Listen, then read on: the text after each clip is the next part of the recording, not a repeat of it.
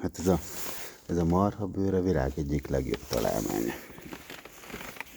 Ez azért már másfél órája rágja, és nem hagyja abba. Gyere ide, Nunti, gyere. Gyere már. Gyere, nézd. Itt. Nézd ide. És egyszerűen azért nem bír lekattanni róla. Elképesztő a dolog. Elképesztő. És ez még egy kicsi darab egyébként, és hát kétszer ekkora volt, hogy mutassam meg.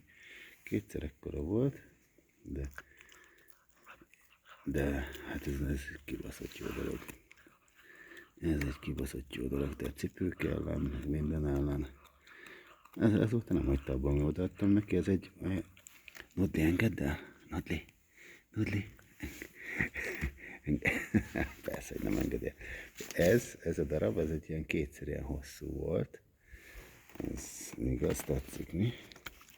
Kétszer ilyen hosszú volt, de hát ez elképesztő. Látjátok? Ja, és ami a legfontosabb, ráraktam a nyakörvet, fölkapott egy ilyen kis kék kutya nyakörvet, megmentünk pórázzal is már egy ilyen 15-20 métert. Annyira, tehát lebetítja az agyát. De imádom, nagyon ügyes. És nagyon-nagyon jó pufa kis kutyus.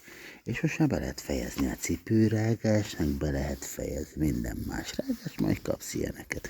És még a nagy csontot oda se adtam neki. Na, hello.